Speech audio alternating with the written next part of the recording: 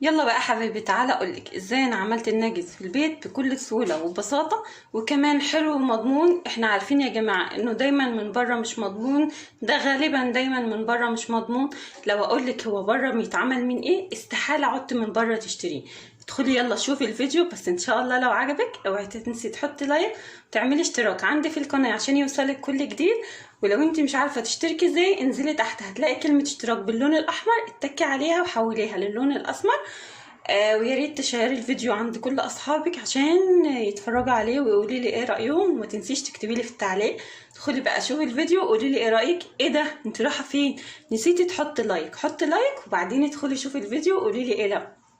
بسم الله الرحمن الرحيم، والصلاة والسلام على أشرف المرسلين. دايما بحب أبدأ كلامي معاكي بالصلاة على النبي.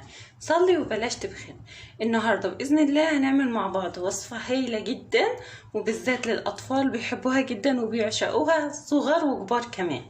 النهاردة هنعمل مع بعض الناجت حلو جدا في البيت، طعمه جميل، نضيف، أحسن وأنضف من بره 100 مرة. جربيه بالوصفة بتاعتي وبطريقتي، وانا واثقة انها باذن الله هتعجبك. نقول كده بسم الله ونشوف مقادير. عندي هنا ربع كيلو من صدور الفراخ مفروم، وعندي ربع كمان من الاوراق. في ناس بتحب تعملها صدور بس للاسف بتبقى ناشفه، وفي ناس بتحب تعملها وراك، وفي ناس بتحب تضيف لها بطاطس. كل واحد وطريقته، بس ان شاء الله انا واثقه ان انت لو جربتيها بالطريقه دي هتعجبك جدا. انا هنا خلطت ما بينهم هما الاتنين، بتدي طراوه وفي نفس الوقت قرمشه حلوه. يعني هتحسي كده ان انت بتاكلي حاجه حلوه وحاجه لذيذه وحاجه طريه ومقرمشه في نفس الوقت. مش بتحتاجي كمية فراخ كبيرة. زي ما انت شايفة انا مستعملة ربع من ده وربع من ده. حابة تضيفي لها بطاطس، تسلقي بطاطس وتفرميها حلو وتضيفيها مع الفراخ، مفيش اي مشكلة. مش حابة انت وراحتك، جربي الطريقة دي. دايما في ناس بتعملها وبتشتكي كتير انها بتفك منها. ليه بتفك منك؟ لما بتعمليها بالاوراق بس للاسف بتفك، انما لما بتخلطي ما بينهم الاتنين مش بتفك ولا حاجه. ايه عامل الربط ما بينهم هما الاتنين؟ عندي هنا معلقه كبيره من النشا. يبقى انا حطيت للربع كيلو ده، تعتبر الوقت نص كيلو، ربع بانيه وربع اوراق، حطت لهم معلقه كبيره نشا. عندي هنا البهارات بقى اللي انت بتحبيها، حباها سبايسي وبتحرق حطي لها شطه، حباها كده معقوله ايه بلاش شطه، تمام زي ما انت بتحبي. عندي هنا معلقه صغيره من الملح، معلقه صغيره من الفلفل الاسمر، معلقه صغيره من الجنزبيل وده شيء اساسي، معلقه صغيره من البابريكا، معلقه صغيره من بهارات الفراخ، توم باودر وبصل باودر معلقه صغيره، وعندي هنا البهارات السبعه كمان معلقه صغيره. البهارات هتدينا طعم حلو، وفي نفس الوقت لا قدر الله لو في ريحه زفاره ولا اي حاجه هتقضي عليها تمام. دلوقتي طبعا انا فرمت الفراخ بتاعتي ديت قبل التصوير، بس هنرجع نفرمها مع بعض تاني. هجيب الفراخ وهحطها في المفرمه كده، بسم الله اهو. وهحط كمان الاوراق، وهنحط كمان الاوراق،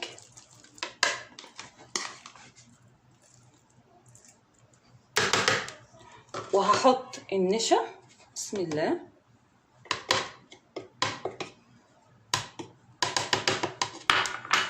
وكمان هنحط البهارات كلها، وهنفرمهم بقى فرمة كويسة جدا.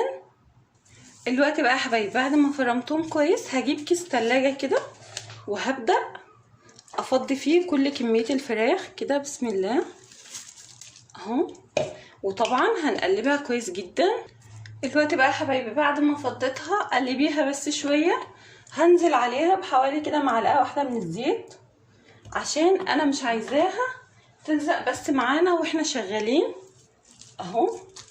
وهحاول اسويها تمام. معلقه الزيت دي هتخليها تتفرد معانا حلو. نسويها بقى كده تمام. وبعدين هحط عليها كيس تلاجة تاني، وهشتغل بقى على اساس ان انا افردها وتقوم بقى ما تلزقش مننا يا جماعه. ممكن تعمليها بكميات كبيره وتحتفظي بيها في الفريزر بقى خلاص الدراسه على الابواب، تطلعي مثلا تحمري منها الصبح للسندوتشات، اي حاجه انت عايزاها استعمليها. يوم كده راجعه من الشغل مش فاضيه وحابه مثلا تعملي حاجه كده جنب شويه مكرونه، برضك هتبقى معاكي حلوه. الوقت بقى قطعيها باي شكل، ان شاء الله حتى كوبايه.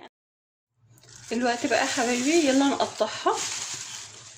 انا هستعمل القطاعات دي يا جماعه، انتي استعملي اي حاجه متاحه عندك، ان شاء الله حتى تعمليها كور وتبططيها برضك ما فيش اي مشكله.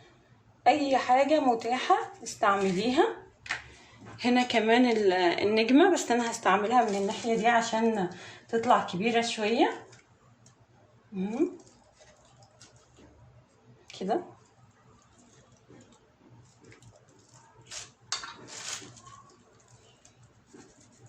وما شاء الله هتلاقيها كمان ادت معاكي كميه، يعني اوفر كتير كتير من بره.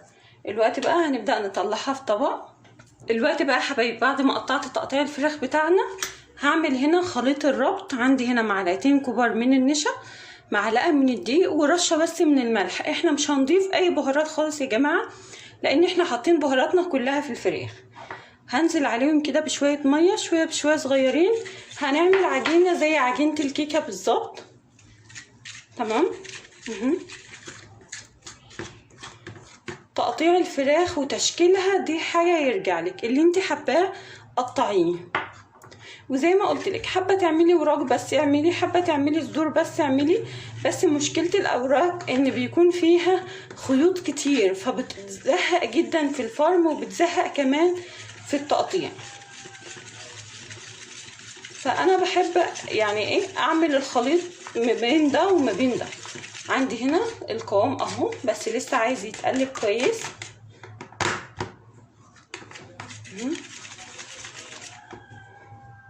الوقت بقى يا حبايبي بعد الخليط ما بقى عندي كده، شايفه يشبه خليط الكيكه، ولا هو تقيل ولا هو خفيف. عندي بقى هنا كورن فليكس، ده بجيبه من عند العطار وبطحنه. هبدا بس احط الفراخ بتاعتي كده وهقلبها كويس. الخليط ده هيدينا بقى كمان طبقه حلوه للفراخ، وفي نفس الوقت هيزود لنا القرمشه اهو. وهنزل هنا كده اعمل لها بقى طبقه كويسه عشان تكون زي بتاعه بره بالظبط. لو انت حابه تحتفظي بيها في التلاجة، هتحطيها في اطباق فرن وتحطي ما بينها اكياس بلاستيك. تمام. وتطلعيها من الفريزر، لازم تستعمليها وهي متلجة، ما ينفعش خالص ان انت تسيبيها تفك كده يا جماعه. شايفه عندي عملت طبقه كويسه وجميله ازاي اهو.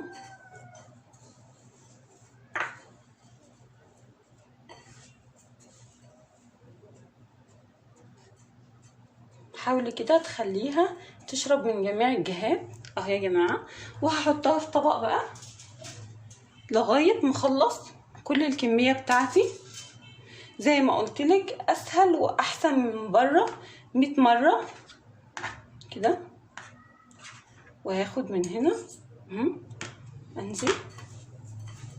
والاشكال بقى زي ما انت بتحبي اعملي، حتى لو ما عندكيش قطعات اعملي دواير، مفيش اي مشكله.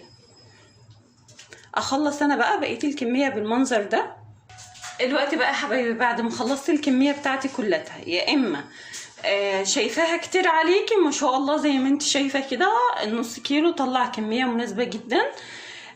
تحطيها في اطباق فرن وتحطي ما بين كل طبقه كيس بلاستيك وتحتفظي بيها في الفريزر. هتحتفظي بيها في الفريزر تطلعي تقلي وهي مجمده. الوقت بقى يلا نروح على البوتاجاز ونشوف هنسويها ازاي. الوقت بقى يا حبايبي انا حطيت الزيت بتاعي على البوتاجاز، سبته قدح معايا شويه وبعدين هديت النار عليه يا جماعه. تمام اهو. وهبدا احط الفراخ بتاعتي وهعلي النار. تمام.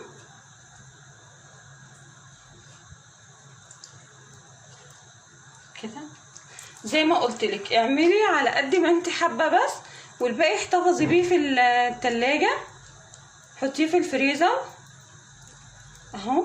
والوقت هتشوفي ان شاء الله هتبقى معاكي متماسكه ومش هتفك ولا اي حاجه خالص. بس تسخني الزيت حلو وبعدين هديه وارجعي تاني ايه حطي وعلي النار وبعد كده هنرجع نسيبها تستوى شويه معانا. تقدري تقدميها بقى جنب المكرونه، بتنفع جدا في سندوتشات المدارس يا جماعه. يعني بصوا حاجه كده زي ما بيقولوا منقذه. وخلاص المدارس على الابواب، اعملي كميه. وعلى فكره الفراخ رخيصه جدا دلوقتي. انا هسيبها 5 دقايق على نار عاليه، وبعد كده هرجع اهدلها النار واسيبها بردك 5 دقايق على نار هاديه، وارجع اعلي النار كمان على نار عاليه 5 دقايق. هي هتاخد معاكي 15 دقيقه بالظبط، لانها طبعا ولا فيها عظم ولا فيها اي حاجه. الفراخ مش هتتحمل، وكمان احنا عاملينها رقنقه هتستوى بسرعه جدا. دلوقتي بقى يا حبايبي بعد الفراخ بتاعتي خلاص ما بقت جاهزه، شايفين يا جماعه زي ما هي. معلقه النشا اللي احنا بنحطها بتخلي الفراخ بتاعتنا ما بتكشش معانا خالص يا جماعه. اهم حاجه دلوقتي واحنا بنطلعها نطلعها في مصفى، بلاش تطلعي على مناديل ورق عشان ما تطرهاش اهو. وبعدين لما تحبي بقى تحطيها على مناديل ورق، يعني سيبيها في المصفى شويه وبعد كده حطيها في مناديل ورق عشان تنزل بقى لو فيها لسه زيت ولا اي حاجه هتنزل. دلوقتي انا هطلع كل الكميه وهرجع احط بقيه الفراخ بتاعتنا، وبعدين نرجع بقى نشوف الشكل النهائي سوا. ودي بقى حبايبي شكل الفراخ الجميله بتاعتنا بعد ما خلصت. وصفه سهله جدا وبسيطه وهتعجبك، وتقدري تعمليها بكميات حلوه جدا وتحتفظي بيها في الفريزر. انا واثقه انها باذن الله هتعجبك. شايفين يا جماعه سامعه القرمشه؟ بصي حلوه جدا جدا جدا، شايفه جمالها وحلاوتها. ده يمكن الكاميرا كمان ظلمها شويه، ولو انت مش عايزاها تغمق معاكي كده حطي بس شيلي البهارات ال7، بس انا عشان بحبها مبهره شويه فبكتر لها البهارات. مش عايزاها كده وعايزاها تكون معاكي بيضه، شيلي البهارات ال7 وشيلي بهارات الفراخ، واكتفي بس بالجنزبيل والفلفل الاسمر والملح بس. هي كده قسما بالله طعمها في منتهى الجمال والروعه. ادخلي شوفي الفيديو بس يعني يا رب بقى لو كان الفيديو عجبك تنسيش تحطي لايك وتعملي لي اشتراك عندي في القناه. ومع السلامه بقى، ونتقابل في وصفات تانية كتيره باذن الله.